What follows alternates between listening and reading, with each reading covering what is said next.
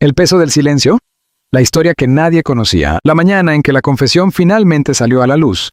Esa frase inesperada, casi susurrada, pero cargada de un significado que durante años había permanecido oculto, comenzó como cualquier otra en la vida de la viuda de Antonio Puerta. Nada anunciaba que aquel día sería distinto, que su voz quebrada rompería un silencio que había sostenido por más de una década. Tampoco anunciaba que España entera, aún marcada por la huella imborrable que dejó el futbolista, se conmovería de nuevo al escuchar las palabras que ella jamás pensó pronunciar. Lo amé, lo sigo amando. Pero mi hijo necesitaba un padre.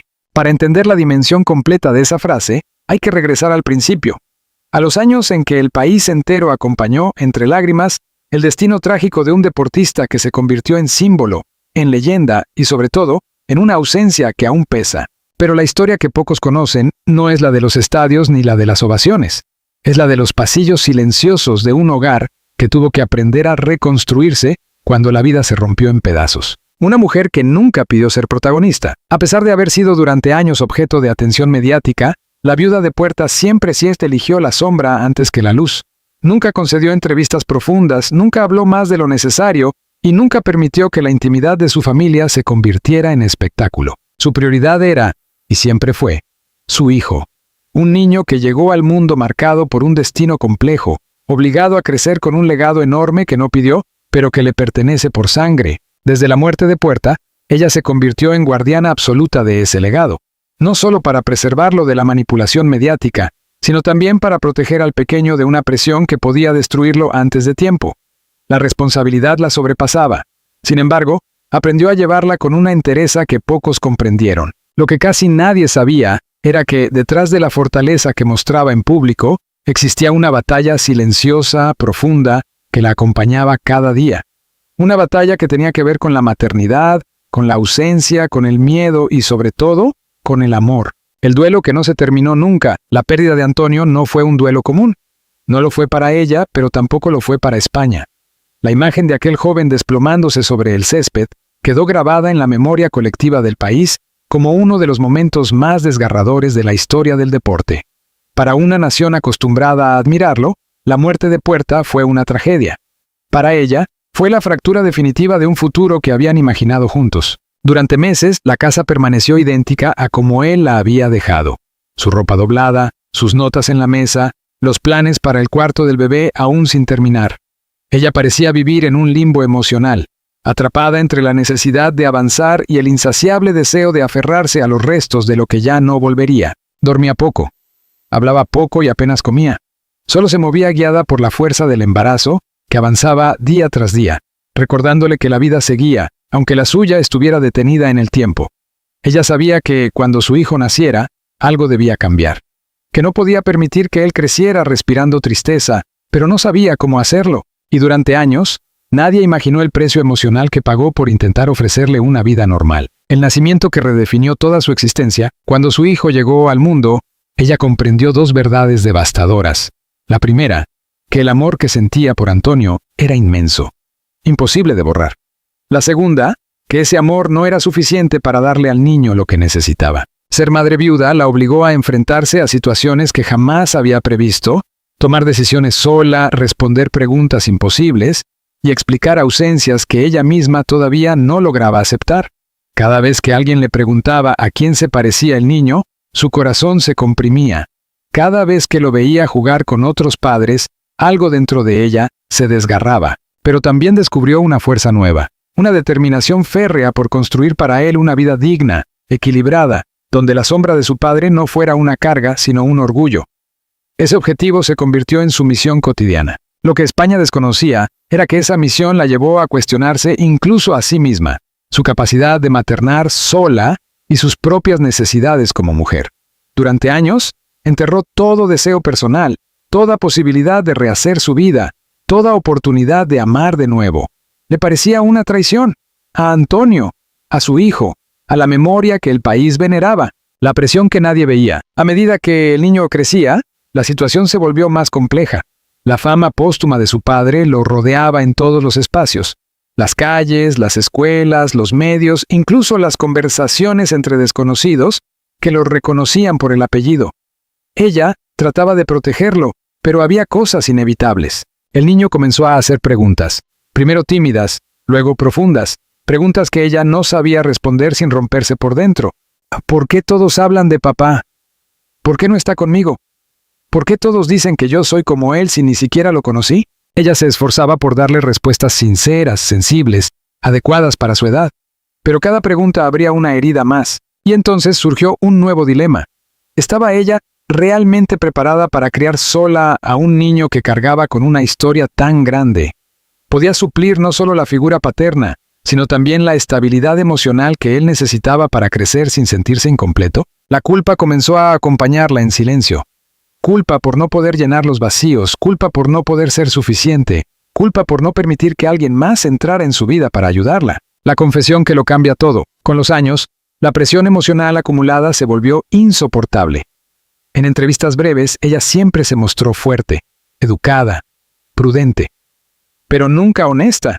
No porque no quisiera hacerlo, sino porque temía herir a alguien, al público, a la familia de Antonio, al propio recuerdo del futbolista. Hasta que un día, una periodista le hizo una pregunta aparentemente sencilla. ¿Alguna vez ha pensado en rehacer su vida? Hubo un silencio. Uno largo, profundo, incómodo. Sus ojos se llenaron de lágrimas. Sus labios temblaron, y por primera vez en más de 10 años, dijo la verdad. Lo amé más de lo que jamás podré expresar, y una parte de mí aún lo ama. Pero mi hijo necesita un padre. Y yo, por él, tuve que aprender a seguir adelante. Esa frase fue más que una confesión. Fue una liberación, una ruptura con el pasado, un acto de amor inmenso hacia un niño que, sin quererlo, se convirtió en razón y brújula de toda su vida. El eco emocional de una verdad incómoda, la declaración recorrió España en cuestión de horas. Hubo quienes la comprendieron, quienes la juzgaron, quienes la defendieron y quienes, desde la ignorancia, la señalaron sin conocer el sufrimiento que había detrás. Pero para ella, la reacción pública no era lo importante. Lo esencial era que, por primera vez, se permitió reconocer sus propias necesidades sin sentirse culpable. Había cargado con un duelo interminable y con una maternidad marcada por expectativas ajenas. Ahora, por fin, comenzaba a hablar desde su propia voz. Su confesión no negaba el amor por Antonio. No borraba el pasado, pero sí abría una puerta hacia el futuro. Un futuro donde el niño pudiera tener una figura paterna y ella pudiera permitirse la posibilidad de ser feliz sin sentirse traidora. Ese fue el verdadero impacto emocional de sus palabras. No el escándalo mediático, sino la liberación íntima de una mujer que, durante años, se exigió ser heroína cuando en realidad solo quería ser humana. La batalla interior. Entre la lealtad al pasado y la necesidad de un futuro asterisco, después de la confesión pública, aquella frase que recorrió España como un trueno inesperado, la viuda de Antonio Puerta experimentó un terremoto emocional que llevaba demasiado tiempo pospuesto. Era como si, al pronunciar esas palabras que nunca antes se había permitido decir, hubiera abierto de golpe una puerta que mantenía cerrada desde hacía más de una década. Esa puerta no contenía solo dolor, contenía también dudas, culpas, deseos ocultos y la esperanza temblorosa de un horizonte distinto. La confesión no fue un acto impulsivo, fue el resultado de años de lucha interna, de noches sin dormir, de conversaciones consigo misma, en un silencio que pesaba más que cualquier crítica pública. Por primera vez decidió contarlo todo, explicar lo que jamás se había atrevido a decir. La vida después de Antonio no fue solo un duelo, sino un laberinto emocional donde cada paso parecía una traición y cada decisión una carga imposible. La soledad forzada que marcó su vida, tras la muerte de Antonio Puerta, ella no solo perdió a su esposo, perdió a su compañero de vida, al padre del hijo que llevaba en su vientre, a la persona con la que había construido sueños y planes que se desvanecieron de la noche a la mañana. Cuando España lloraba a la joven promesa del fútbol, ella lloraba por el hombre, por el amigo, por la presencia cotidiana que ya no estaría para sostener su mano. Durante años, rechazó cualquier acercamiento emocional. No porque no necesitara compañía, la necesitaba profundamente, sino porque le parecía imposible imaginarse a sí misma con alguien que no fuera Antonio. A veces, se sorprendía mirando la puerta de casa, esperando que él entrara como solía hacerlo, con esa sonrisa tímida que lo caracterizaba, como si la tragedia jamás hubiese ocurrido. Esa ilusión era un refugio, pero también una prisión. Los amigos la animaban a salir, a distraerse, a darse oportunidades. Ella fingía considerarlo, pero siempre encontraba una excusa para quedarse en casa, donde los recuerdos dolían, pero también abrazaban. Era una lealtad silenciosa, un compromiso con un pasado que se negaba a soltar. La maternidad como ancla y tormenta, a medida que su hijo crecía, la realidad se hacía más evidente. La soledad ya no era solo suya, también era de él. Convertirse en madre viuda significaba navegar en aguas que no conocía, tomar decisiones sin apoyo, enfrentar temores que otras madres podían compartir con sus parejas. Ella lo hacía sola. Cuando el niño preguntaba por su padre, ella debía elegir entre dos verdades dolorosas: la ausencia definitiva o la presencia simbólica. Optó siempre por la segunda, describiendo a Antonio como un héroe, un luchador, un hombre bueno. Quería que su hijo sintiera orgullo, no lástima. Pero en ese intento de ofrecerle un padre idealizado, también comenzaba a sentir el peso de una presión invisible. ¿Era justo que el niño creciera sin una figura masculina que pudiera acompañarlo en su día a día? La respuesta era compleja, porque aceptar que un niño podría necesitar otro padre implicaba aceptar algo que ella había rechazado durante años: rehacer su vida sentimental. El miedo a ser juzgada, la magnitud pública de la tragedia, convirtió a la familia de Puerta en un símbolo. La viuda pasó, sin quererlo, de ser una mujer anónima a un rostro asociado a una de las pérdidas más dolorosas del deporte español. Cada decisión, cada aparición, cada gesto suyo era interpretado, analizado, comentado. Ese escrutinio constante construyó en ella un miedo enorme: el miedo a ser considerada desleal, el miedo a que España la juzgara si alguna vez se enamoraba otra vez, el miedo a herir a la familia de Antonio, el miedo a que su hijo pensara que su amor por su padre disminuía si ella daba un paso hacia adelante. Por eso se encerró en sí misma, levantando muros invisibles pero indestructibles. Nunca aceptó invitaciones sentimentales, nunca miró a alguien con intención, nunca permitió que su corazón se moviera siquiera un centímetro fuera del pasado. Al menos, no hasta que la vida comenzó a obligarla a replanteárselo todo. El encuentro que lo cambió todo, una tarde cualquiera. Cuando su hijo tenía alrededor de 6 años, ocurrió algo aparentemente insignificante, pero que marcaría el comienzo del cambio. En la escuela, un profesor se acercó a ella para comentarle que el niño mostraba cierta tristeza al hablar de actividades típicas con padres. Partidos de fútbol, excursiones, trabajos manuales familiares.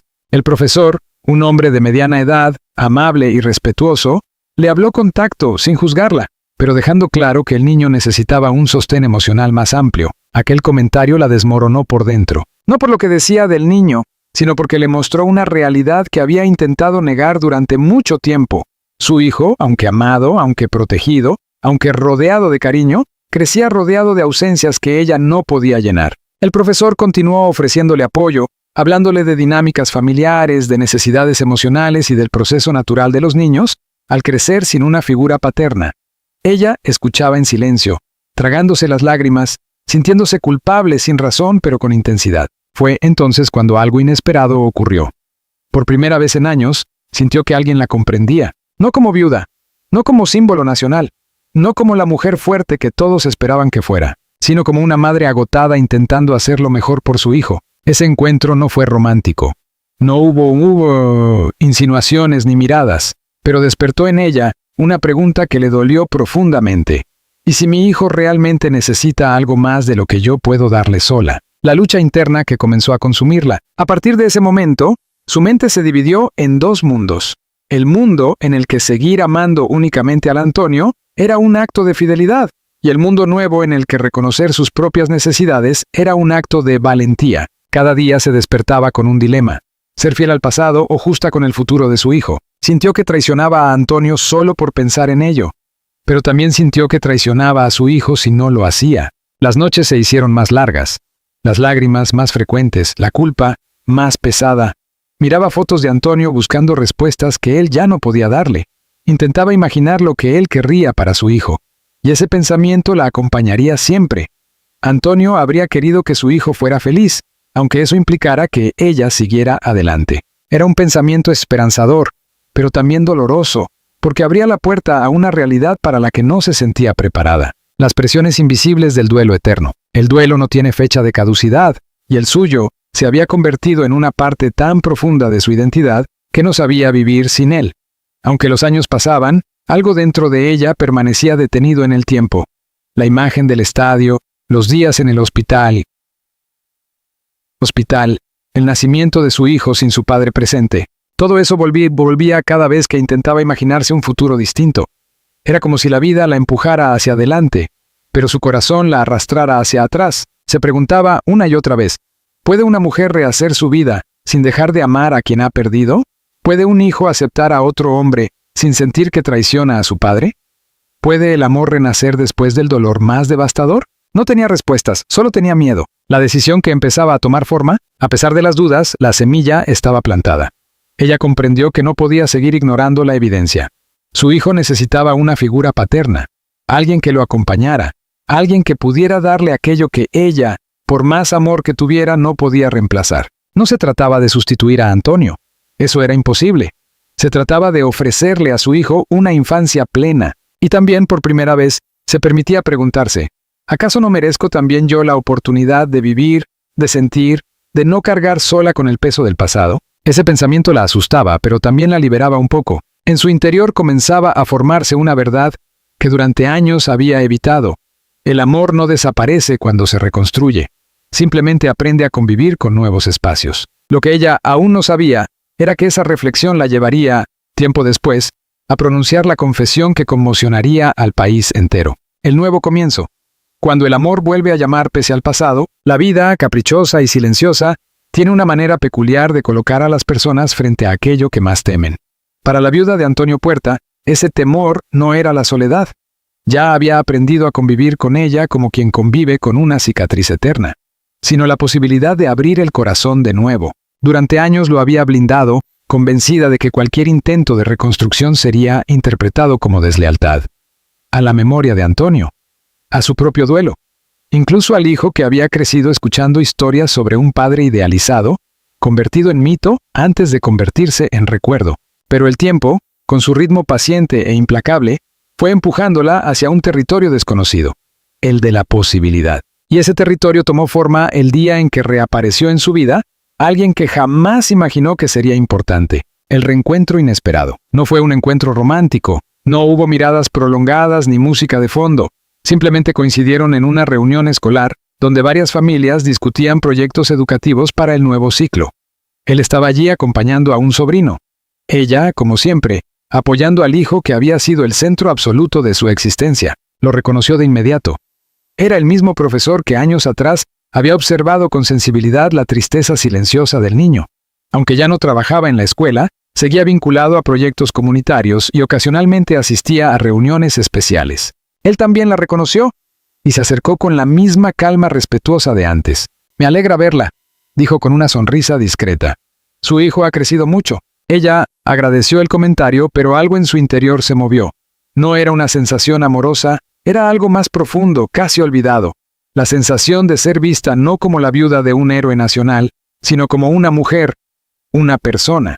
Ese detalle minúsculo, casi insignificante, se convirtió en el primer golpe contra el muro emocional que ella había levantado durante tanto tiempo. Conversaciones que comenzaron sin intención. Durante ese evento escolar, hablaron solo unos minutos, pero fueron suficientes para que algo cambiara. No hablaron de Antonio, ni de la tragedia, ni del peso mediático que ella siempre arrastraba. Hablaron de educación, del futuro de los niños, de los retos actuales de la juventud. Él no la trató con lástima ni con excesiva admiración.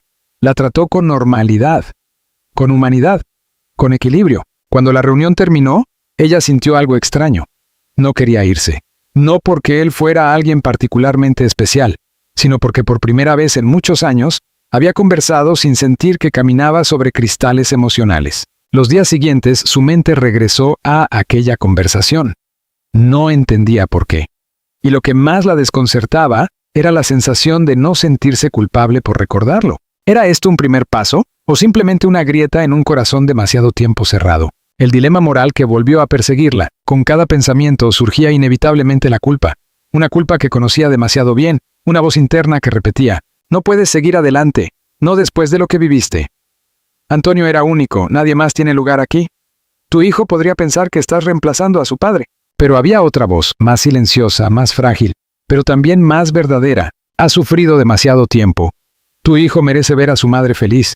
Antonio no querría que renunciaras a toda una vida de posibilidades». Cada noche se acostaba con esas dos voces debatiendo en su interior. y cada mañana despertaba sin haber encontrado una respuesta definitiva. El vínculo que nació sin pedir permiso, el destino quiso que volvieran a coincidir semanas después, esta vez en un supermercado del barrio. Él la saludó con naturalidad y comenzó una conversación casual sobre la vida cotidiana. Nada profundo, nada comprometido. Pero fue suficiente para que ella se diera cuenta de algo inquietante. Estaba sonriendo, no la sonrisa educada que mostraba a la prensa o a los conocidos que la abordaban con cautela. Era una sonrisa real, genuina, ligera. Una sonrisa que revelaba que su alma, por primera vez en mucho tiempo, descansaba un poco. Se sintió vulnerable. Y también agradecida. Él, quizás sin saberlo, le había devuelto algo que creyó perdido para siempre. La sensación de normalidad. A partir de ese día, comenzaron a cruzarse con más frecuencia. Ella no sabía si era casualidad, destino o sencillamente su corazón buscando inconscientemente aquello que le faltaba. Lo cierto es que cada encuentro la dejaba pensando. No en romance, no en futuro, sino en la posibilidad de sentir compañía sin dolor. La reacción de su hijo. El niño, sin comprender del todo la complejidad de la situación, notó los cambios en su madre. La vio más tranquila, más abierta, menos atrapada en el pasado. Y un día, con esa sinceridad desarmante que solo los niños poseen, le dijo: «Mamá, me gusta cuando sonríes así». Esa frase fuese un golpe directo a su corazón. No sabía si reír o llorar, no sabía si sentirse feliz o culpable, pero entendió algo que hasta ese momento había ignorado. Su hijo no necesitaba que ella viviera atada a la tristeza para honrar a su padre. Su hijo necesitaba verla bien. Ese niño, tan pequeño y tan sabio, se convirtió sin querer en brújula y permiso, en señal de que el camino que tanto temía andar quizá no era un error, la resistencia final del pasado. Aún así, ella no se entregó de inmediato a ninguna posibilidad. El pasado seguía pesando. Había noches en las que miraba las fotos de Antonio y se preguntaba si seguir adelante significaba dejarlo atrás. Temía ser injusta con el amor de su vida, temía ser juzgada por la familia de él, temía lastimar a su propio hijo. Un día incluso se sorprendió llorando sin saber si lloraba por Antonio, por el profesor, por su hijo o por ella misma. Eran lágrimas antiguas acumuladas durante años. Pero en medio de ese mar emocional le llegó una certeza. No dejaría de amar a Antonio por abrir su corazón de nuevo. El amor por él era parte de su historia, no algo que debía borrar. El inicio de un nuevo capítulo. Finalmente, después de semanas de encuentros casuales, conversaciones breves y emociones contenidas, él la invitó a tomar un café. Simple. Sin presionar. Un gesto pequeño, pero cargado de significado. Ella dudó durante horas. Pensó en su hijo, pensó en Antonio, pensó en la mirada inquisitiva de España si se enteraban. Pero también pensó en sí misma. Y por primera vez en más de 10 años, tomó una decisión que no estaba dictada por el duelo ni por la culpa, sino por la vida. «Sí, acepto», respondió con voz temblorosa. No era el comienzo de un romance, no era la traición de un pasado. Era, simplemente, el primer paso hacia la reconstrucción de una mujer que había dado todo por su hijo, y que, finalmente, empezaba a permitirse algo que nunca pensó volver a sentir. Esperanza, la confesión final. Amar de nuevo sin olvidar el pasado. Aceptar aquella invitación a tomar un café no cambió su vida de inmediato. No fue un giro dramático ni un renacer repentino. Fue más bien un movimiento sutil, casi imperceptible, como el crujido de una puerta que llevaba años cerrada y que, poco a poco, comenzaba a abrirse. La viuda de Antonio Puerta no sabía todavía qué significaría aquel gesto pequeño, ni cómo transformaría el rumbo de su historia personal.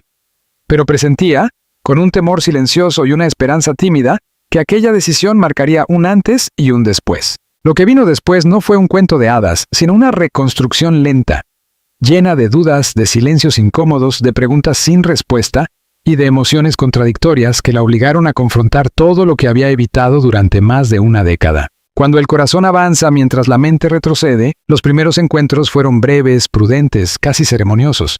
Ella hablaba poco. Costumbre adquirida tras años de protegerse, pero escuchaba mucho. Él, en cambio, tenía la habilidad de generar confianza sin pedirla. No la presionaba, no la interrogaba, no intentaba ocupar un espacio que no le correspondía. Simplemente estaba allí, presente, con una paciencia que desarmaba cualquier resistencia. A veces se sorprendía a sí misma pensando en él, en sus palabras, en su manera respetuosa de mirarla, en la calma que transmitía, y se asustaba, no por él, sino por lo que aquello significaba. Un corazón que comenzaba a despertar. Sin embargo, cada avance emocional venía acompañado de un retroceso mental. Al llegar Al llegar a casa, abría la caja donde guardaba recuerdos de Antonio, cartas, fotos, pequeñas notas, y mientras las contemplaba, le invadía una sensación profunda de traición. ¿Cómo podía permitirse sentir algo nuevo cuando todavía lloraba al recordar a su esposo? Esa dualidad la consumía. Era como si una parte de ella quisiera caminar hacia el futuro y la otra se hubiera encadenado al pasado. La reacción del mundo exterior. Las primeras personas en notar sus cambios no fueron periodistas, ni conocidos, ni vecinos. Fue su familia.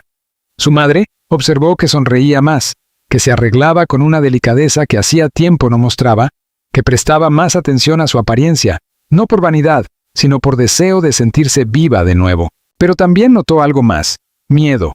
Un miedo inmenso a ser juzgada, a ser incomprendida, a ser atacada por un país entero que aún veneraba la memoria de Antonio Puerta, como si aún estuviera presente en los estadios. Un día, tras una conversación especialmente emotiva, su madre la tomó de las manos y le dijo: «Hija, Antonio siempre estará contigo, pero tú sigues viva. No tienes por qué pagar con soledad el precio de haberlo amado». Aquella frase la acompañaría durante días. No obstante, fuera del círculo íntimo todo era distinto. Ella sabía que el simple rumor de que estaba rehaciendo su vida podría desatar opiniones divididas. España la había visto sufrir, la había visto convertirse en símbolo, la había visto criar a su hijo con una dignidad admirable, y ahora tenía miedo de que el público la mirara como si estuviera rompiendo un pacto sagrado. Ese miedo la hizo dudar, retroceder, guardar silencio sobre su vida privada más que nunca. La confesión que lo cambió todo en su hogar, el día que decidió hablar con su hijo, fue probablemente el más difícil desde que enviudó. Él ya no era un niño pequeño, sino un adolescente capaz de comprender la complejidad de las emociones humanas. Sabía quién había sido su padre, sabía lo que su muerte significó para el país, y sabía, sobre todo, cómo había marcado la vida de su madre. Ella se sentó frente a él, con las manos temblorosas. «Necesito hablar contigo», dijo con una voz que traicionaba su nerviosismo. Él la miró con curiosidad, no con temor. «Mamá, ¿estás bien?» Ella respiró hondo antes de responder. «He conocido a una persona... No sé aún lo que siento, pero creo que es alguien que me hace bien. Y quiero que sepas que nada, absolutamente nada de lo que ocurra cambiará el amor que le tenemos a tu padre». Hubo un silencio largo. Ella temblaba. Él reflexionaba. Y entonces ocurrió lo inesperado. El adolescente sonrió con madurez sorprendente. «Mamá, papá siempre quiso que fueras feliz, yo también». Las lágrimas comenzaron a caer sin poder evitarlo. No por tristeza, sino por una liberación emocional inmensa. Su hijo, ese niño que había llevado en brazos mientras lloraba en silencio, ese niño que había crecido sin conocer a su padre, ese niño que había sido el motivo más grande de su supervivencia, ahora era quien le daba permiso para vivir otra vez. El choque inevitable con la opinión pública. Aunque intentó mantener su vida privada en secreto, nada que rodeara al nombre de Antonio Puerta podía pasar desapercibido. El día en que fue vista en una cafetería conversando con aquel hombre, una escena inocente, incluso cotidiana, surgieron rumores. Primero en redes sociales, luego en algunos medios digitales. Finalmente en programas de tertulia que vivían del debate sentimental. ¿Está rehaciendo su vida? ¿Es moral después de tantos años? ¿Qué pensaría Antonio? Los titulares oscilaban entre el apoyo, la sorpresa y la crítica feroz. Ella se sintió expuesta, vulnerable, desprotegida. No quería protagonismo, no buscaba atención. Solo quería vivir. Y sin embargo, debía justificar su humanidad ante un público que no conocía sus noches de llanto, sus miedos, su soledad, su lucha interior. Fue entonces cuando decidió romper el silencio. La frase que estremeció a España lo hizo durante una entrevista íntima, sin maquillaje emocional, sin guión, sin defensas.